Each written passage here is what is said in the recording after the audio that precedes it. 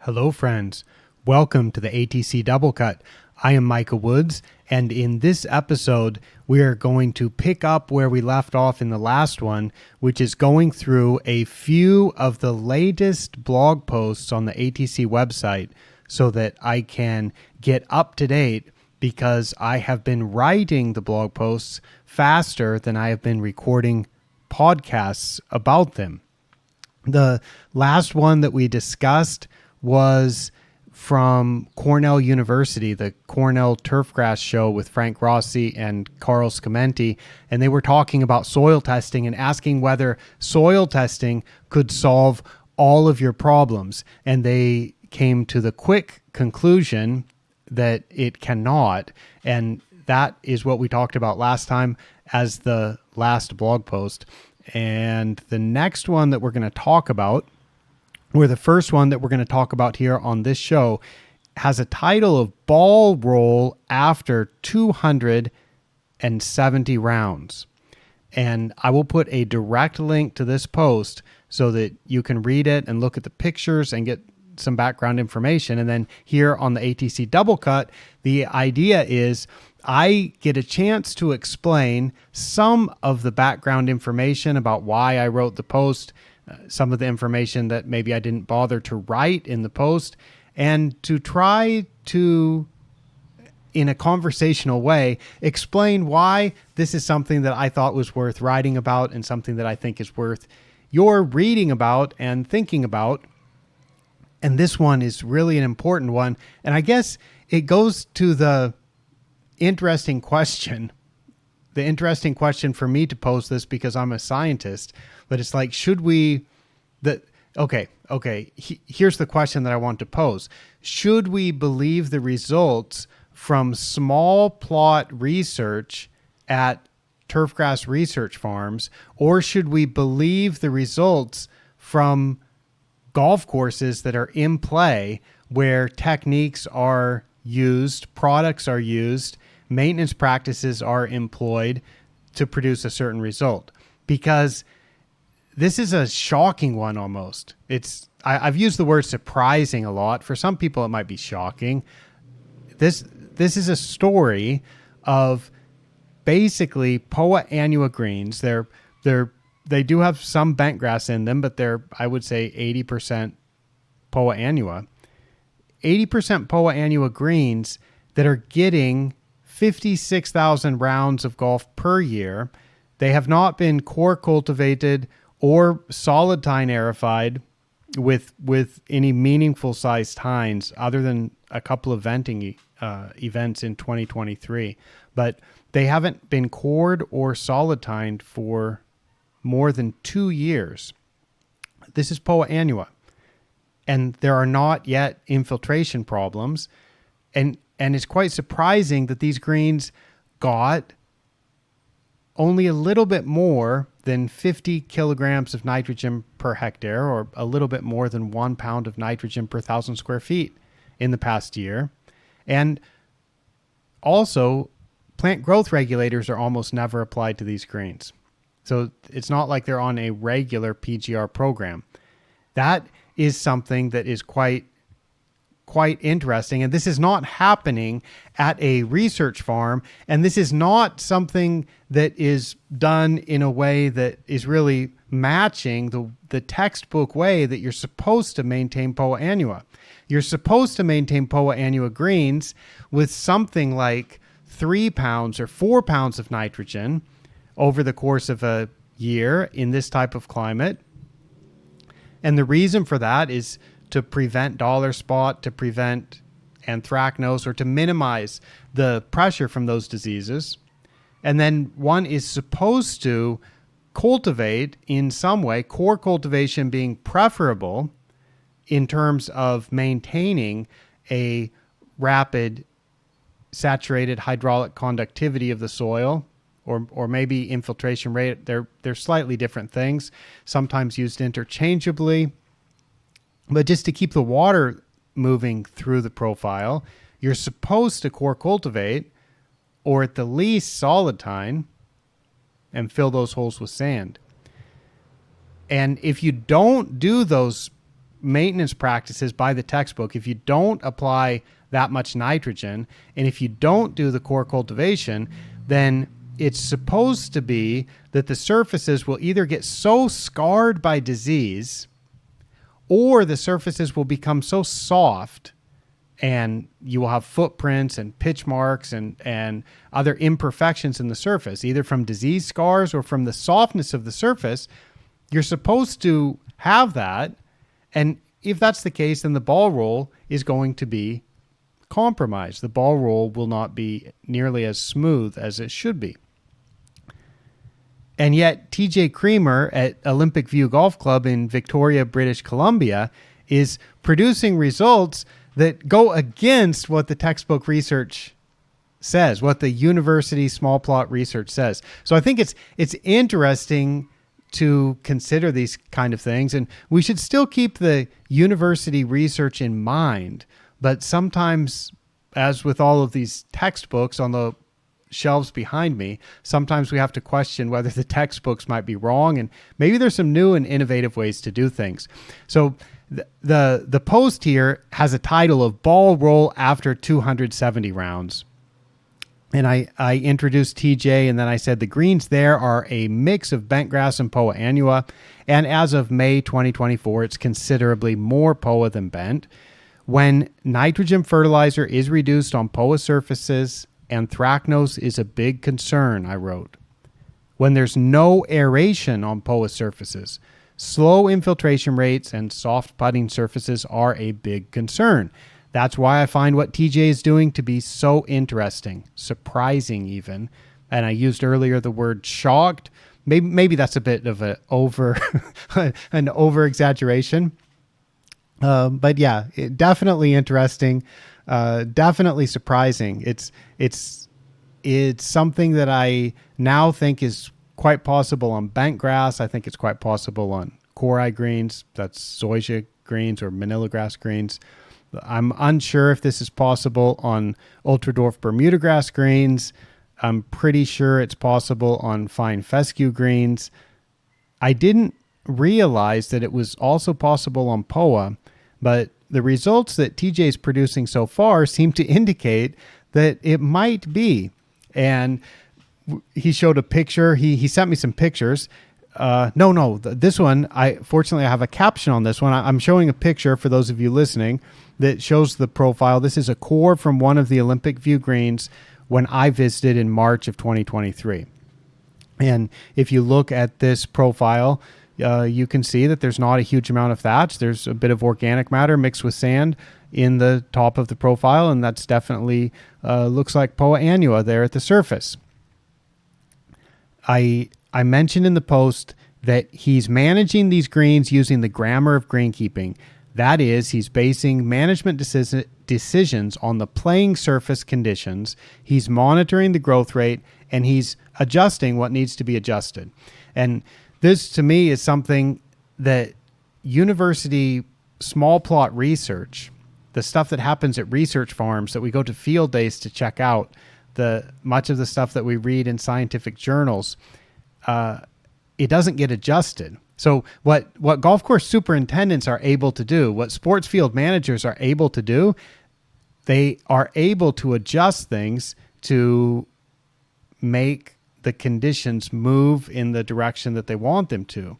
But with university research, unless you've already set out in your methods, set out in the protocol, defined in the protocol for your experiment, how you are systematically going to make adjustments in response to various things that change over the course of the experiment, you're kind of not allowed to make adjustments.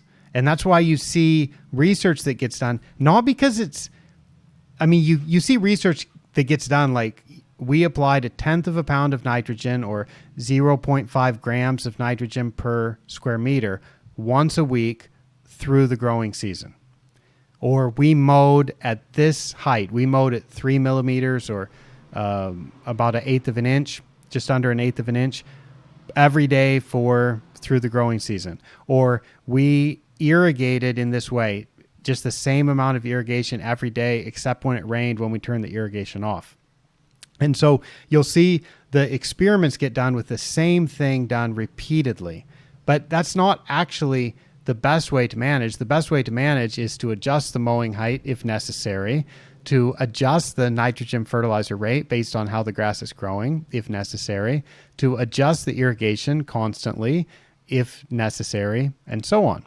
And that's why TJ applying the grammar of greenkeeping, that is a system, that is a defined way of managing the grass in response to changes that happen, in response to the results that you're getting with the playing surface.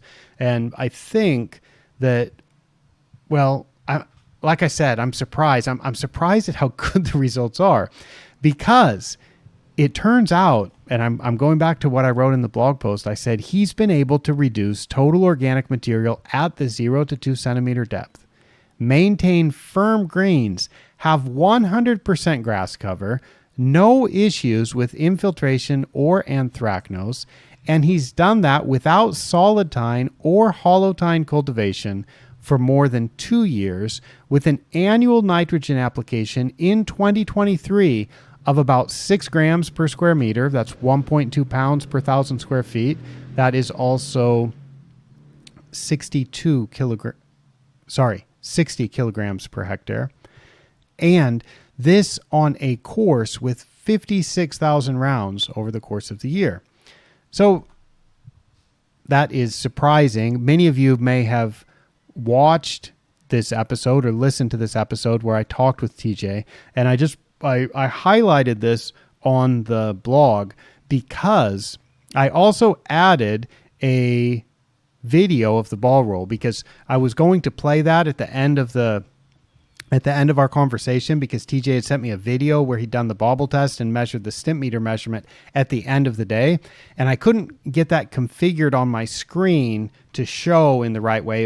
It was going to crop and zoom things and distort the image in a way that wasn't going to work. So I reconfigured my screen and we recorded that in a separate call, and I published another video, but that other video didn't get pushed out as a podcast unless you're following this as a podcast on YouTube. So I made a blog post about it, and I said, TJ recorded a video of ball roll at the end of a day with 270 rounds. We discussed that roll in this short 3-minute video. And that short 3-minute video has a title, Smoothness and Trueness of Roll Using the Bobble Test. There's a link to that in the blog post that I'm talking about. There is that video is also embedded here, and I also put a direct link to the bobble test rating scale. So the interesting thing is I'm rating that bobble test score that we looked at in the video about 8.3, and that's at the end of the day. And a perfect score on the bobble test is 10, which means there is absolutely zero deviation on multiple rolls, and we are absolutely sure of it. And it's very rare to get that, because the golf ball usually wobbles a little bit, and that would be called snaking if it's moving off the off of a straight line to the left or the right. That would be snaking. And if it's moving up and down a little bit, just a little bit, that would be called chatter. And if it hits something so large on the green, such as a pebble or a large grain of sand or a small piece of gravel or a pitch mark or a footprint on very soft greens or a disease scar on disease scarred greens, if it hits something and leaves the ground, that would be called bobble. Well, it was interesting because, remember, these greens they're primarily Poa annua greens. They have not been cored for more than 2 years. They haven't been solid tined for more than 2 years. And at the end of a day with 270 rounds of play and all of those footprints going across the green, TJ rolled the ball and the score was still 8.3, which means on average, there is less than one visible imperfection per roll. And that means I scored that by video. I scored those as 8, 8, 9. There were 2 8s with one had a clear one had a clear chatter incident. One had a clear snaking incident. And one of them, I wasn't sure if I saw anything. So that's a 9. That averages to about 8.3. And that's remarkably good at the end of the day after 270 rounds on greens that didn't get cultivated. So I think that's interesting. It just shows what is possible if you respond to the grass. So that's the first post I wanted to talk about, and I just would encourage you at least check out that little 3-minute video, the one at the very the extra one, because many of you I think will have already listened to our previous conversation. The next post is one that I turned up in some research for a different topic, and I was using the turfgrass information file. Many of you will be familiar with that, the service from Michigan State University's library. And the turfgrass information file is something that you can search. I'll put a direct link to the turfgrass information file. I think this post will have a lot of links to it, links in the show notes where you can find some information. If you haven't ever used the turfgrass information file, you might find it useful. I use it frequently. In fact, I bought a lifetime, I think it's free now, but in 2006, when I started the Asian Turfgrass Center, I bought a lifetime subscription to it. And I've used it, sometimes I use it every day, but I would say on average, it's something that I would use weekly. And I've been using it for more than 20 years now, because I used it when I was a student also. And that is a database, a searchable database of all the turfgrass literature around the world.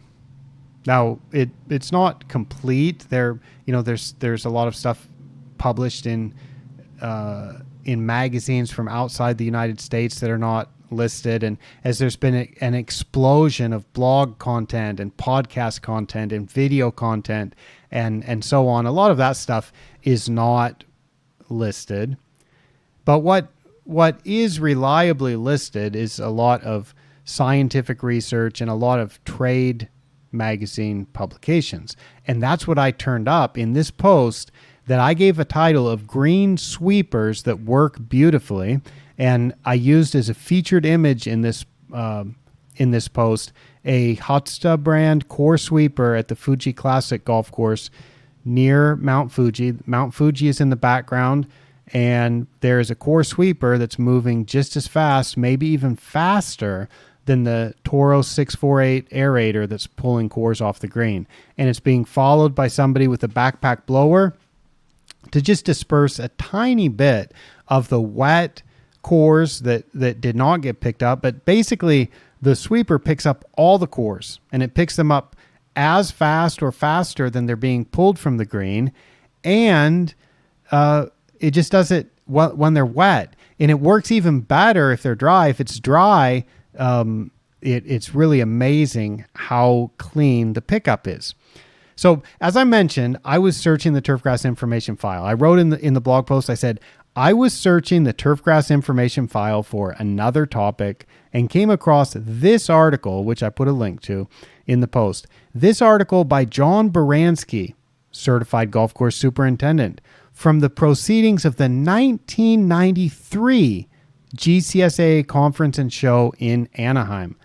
I hadn't even started university then. I was working at Waverly Country Club. No, I was still in high school. I graduated high school in the spring of 93.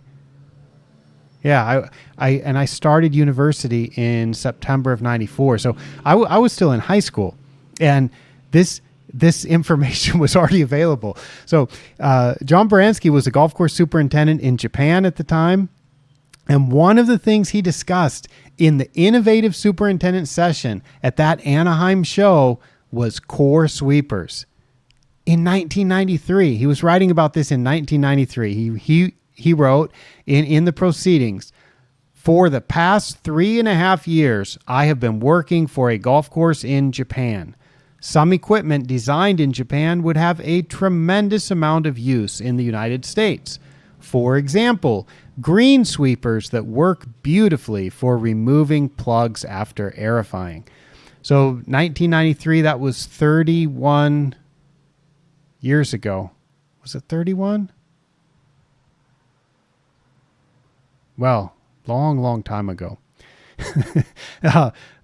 3 decades, more than 3 decades, 31 years. He was already writing about these core sweepers, and so I shared a video where I've showed this working on different types of surfaces, and showed both the Baroness brand and the Hotsta brand, and showed how well they work, especially when it's dry. But they basically pick up all the cores, and you can operate them and pick up all the cores when they're freshly pulled out of the ground too. And the title of that video that I put a link to is "Cleaning Aerification Cores the Easy Way in Japan." And I put a note there. I said, "For various reasons, the core sweepers haven't made their way into equipment fleets around the world as rapidly as one might have expected. I've been glad to see both Hotsta and Baroness machines starting to be used in a few more places." And this is something that I always try to take the opportunity to bring to people's attention. When I see people removing cores from greens with snow shovels, when I see 8 people or 10 people or maybe 4 or 5 people having to work way too hard to remove cores, to have some type of windrower that puts the cores into a row, and then people come behind with a snow shovel and pick up the cores. And I've done that work too. In fact, I did that work in 1994 when I was working at Waverly Country Club, before I went to university. I was picking up cores with snow shovels. And I know there's people that are still doing it that way, but you don't have to if you can get a core sweeper. And these Japanese core sweepers, they work tremendously well. And so I just hadn't realized that there were Americans writing about this for Americans back in the early 1990s. And it just takes a long time for some new ideas and new machines and stuff to take off sometimes. So that was interesting, and that is something that I would encourage you to pay attention to. If you have the opportunity, I know sometimes those machines are available for lease, and if you can lease those machines, I think it really makes core aerification more pleasant than it otherwise would be. Now, maybe you need to core aerify, maybe you don't.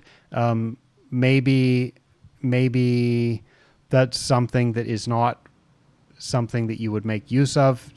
So you could, but most places eventually they will need to do some core aerification, or they can do some core aeration to accomplish a purpose. And it's nice to be able to at least have one of those machines available, so that you can do this task with a lot fewer people. And the most recent post, and that's going to bring us all the way caught up for the most recent post. Now, I still have lots and lots of old posts on the blog that haven't received the double cut treatment. So I basically have a lifetime worth of stuff that I can talk about here. But I wanted to at least get through all of these new ones. So now we're going to be caught up, because the next post is nitrogen harvested in clippings, a calculation update for 2024. And I am going to change the way the screen looks and make it a little bit more transparent, because this one is mostly text. So for those of you watching, you can see a little bit more of the view, which is the beautiful view of the I'm standing on the 16th green at the Kawana Hotel Fuji course, which is one of the most famous it's the most famous course in the world with zoysia greens, and it's looking down at the par 5 15th hole, which is down closer to the Pacific Ocean. in the background. It's a very pretty golf hole, and that's the background of my screen right now. So this one, if you've read this post, nitrogen harvested in clippings, calculation update for 2024, you may have realized that it's kind of a teaser, because this was actually the title of a post that I wrote on the Pace Turf website. So I put in this post, I said, I use a method based on clipping harvest and normal leaf nitrogen content to find the estimated nitrogen harvest. I adjust this based on species because there are differences in the clipping volume to dry mass conversion based on what type of leaf we are working with. There are also differences between species in leaf nitrogen content, as you'll see in the posts listed below. And then I listed a lot of posts that I've written recently on the Pace Turf website. And I put in this post, I said, my explanation of this method is something I wrote about in March as nitrogen harvested in clippings, a calculation update for 2024. I published that as a Pace Turf update.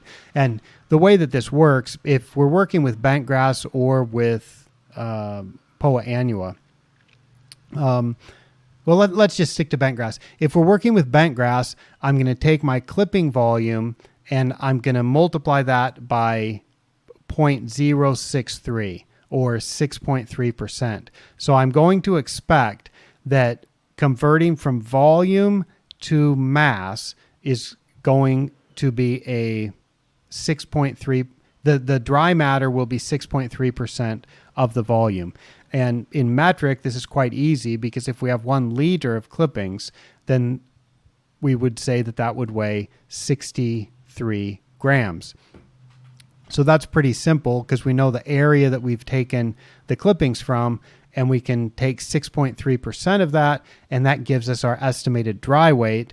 And on average, I expect creeping bentgrass clippings to have 4.8% nitrogen. I used to estimate 4%, but I've been doing some research about that, and the current Pace Turf nutrient guidelines, or not nutrient guidelines, but the expected the normal leaf nitrogen content of creeping bentgrass is 4.8%. So if we take the liters of clippings, we multiply it by 6.3% and then multiply that by 4.8%, we now have the amount of nitrogen that has been harvested in however much area those liters of clippings were harvested from. And that works really good as a check to see how efficient your nitrogen applications are. And it works really well to check as a back check to make sure that you're getting the amount of clippings that you would expect for the amount of nitrogen that's applied. And I listed here a number of updates that I think are quite practical. Now there's been way more updates than this since the start of the year, but in the past 5 months, these are just a few of them. Figuring out the right amount of top dressing sand. The United States Golf Association's standard organic matter test recommendation. 6 systematic ways to adjust the nitrogen rate. Normal leaf nitrogen content for putting green grasses. A fairy ring rating system. The coefficient of uniformity for sand root zone material. Monitoring soil moisture. It's time to start. An intuitive understanding of parts per million in the turfgrass root zone. Classic leaf nutrient ranges versus the Pace Turf nutrient normals. Dealing with stubborn dollar spot. How fast is foliar applied nitrogen absorbed?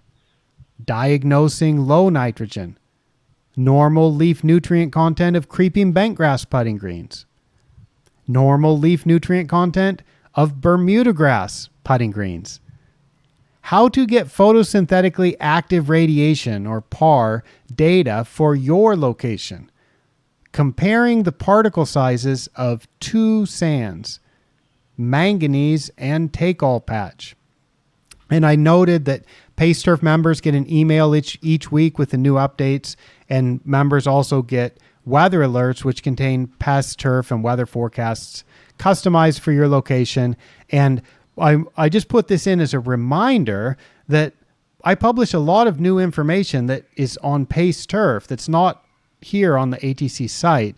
And so I'm making an announcement and saying, please become a member if you aren't already. At the moment, it's only $275 per year for full access to the entire Pace Turf information service. And with that, you get access to all of those updates, and you get immediate access to all of those updates, plus the weather alerts and all of that good stuff. So that was kind of a Pace Turf advertisement in the ATC blog post, but I've explained it here in the podcast. If you want to estimate the nitrogen harvested in your clippings, then you can multiply, if you're dealing with bentgrass, you can multiply the clippings by 6.3%, and you can then assume that you have 4.8% nitrogen in the clippings, which over the course of the year, that's what it averages out to. And I am continuing to collect more data on this, and we'll keep those averages updated so that I can use these numbers for my own calculations, and I will continue explaining it so that you can use those type of calculations also. I hope you find that information useful, and I hope you always find the information that you hear about here on the ATC Double Cut useful. And if you're a Pace Turf subscriber or member, then I trust that you also find the information there quite useful too. So I'm all about turfgrass information. That's the type of work that I do, is generating new information and then sharing new information. And I certainly enjoy doing that. And I am glad that there's a number of people all around the world who are also interested in learning about these things together with me. So thank you for listening. Thanks for watching. I will sign off now for ATC from Trong, Thailand. I am Michael Woods. Bye-bye.